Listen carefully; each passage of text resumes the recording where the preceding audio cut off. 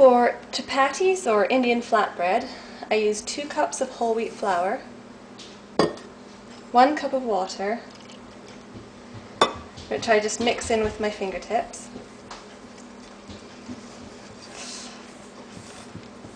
and you may need to use a little bit more or less water, it depends on your own flour.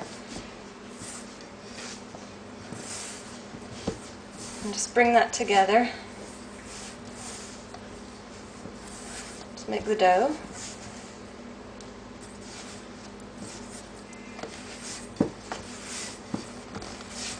And then you'll need to knead it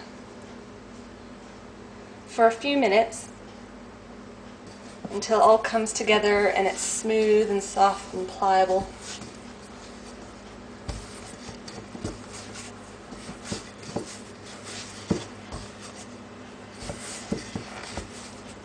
And I learned to make this from a friend of mine, and the way she did it is she only used flour and water, so no salt, no oil. It was the healthiest bread I've ever seen, so I just had to get the recipe and the utensils to make it properly.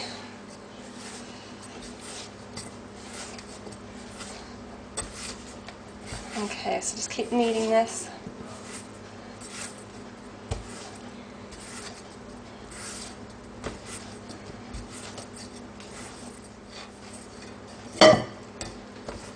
If it's too sticky, just add a tiny bit of flour.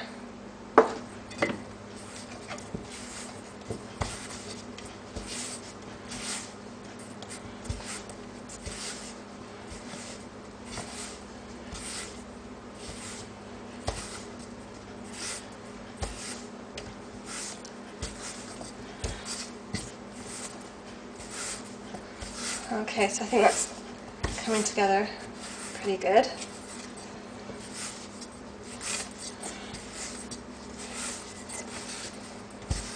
And when you've got your nice ball of dough, just oil the bowl so that it doesn't stick. Cover it and set it aside for about half an hour, at least half an hour. Now here's some dough that has been resting for half an hour. So I just pinch it in half and half again, until you have 8 balls of dough.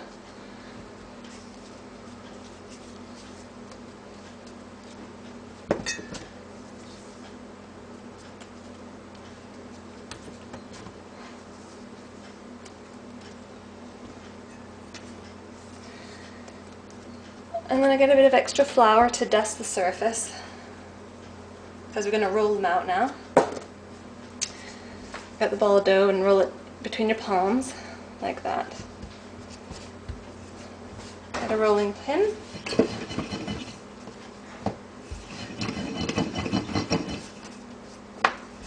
Roll them into discs. And I turn the oven on. Here I have a tawa, which is a traditional Indian cast iron heavy skillet, to about medium heat. And because I don't have an open flame, I'm using a wire rack here that's just propped up on top of my hob, so it's not quite touching, and that will go to medium as well, medium heat.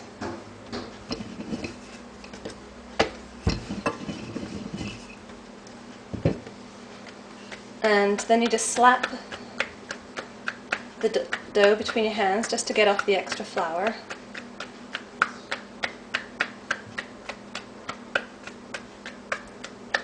And I'll just leave that there while I'm waiting for my dawa to heat up.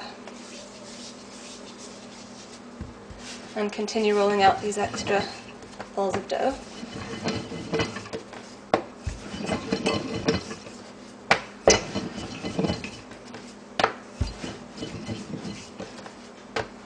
And they should be fairly thin. I would say, just a few millimeters thin.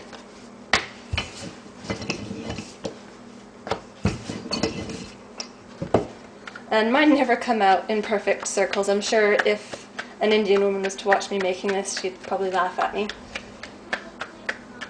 But my kids love them, and they don't complain. Okay, I think that's fairly hot, so I'm just going to put that there.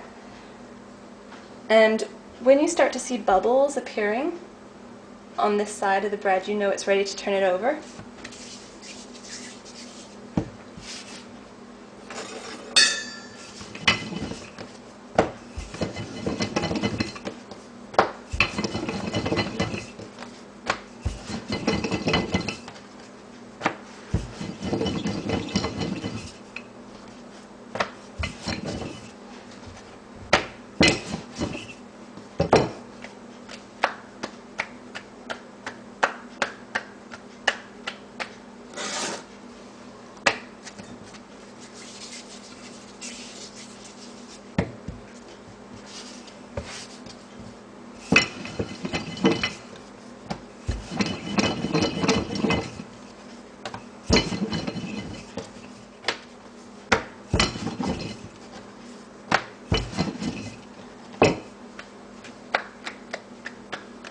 Okay, so I think I'm just starting to see some bubbles on here, so I'm just going to flip it over.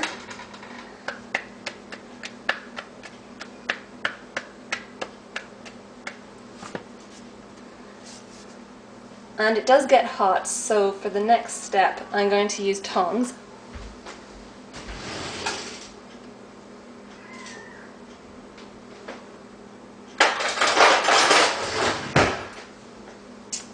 Okay, these edges are starting to come up here, which is another indication that it's ready. So I'm going to use my tongs and just put it there onto the rack. And then it just puffs up all by itself.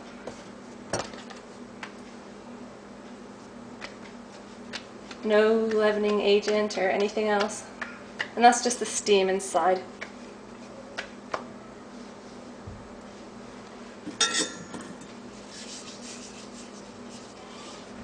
So I got a plate ready.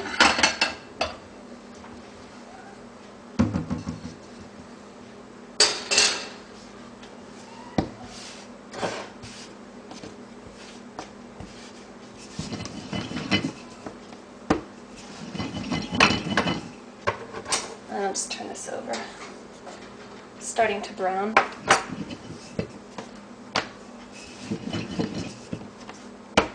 And ideally it should puff up into a perfect balloon.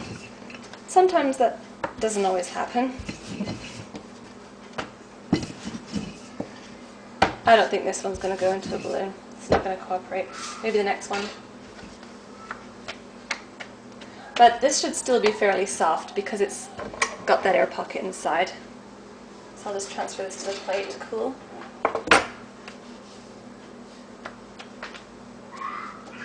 I think this one's ready to go on here.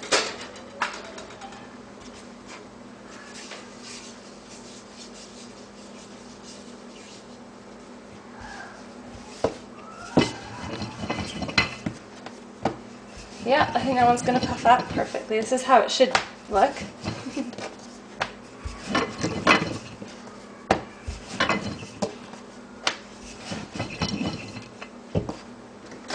And I'm just going to turn that over.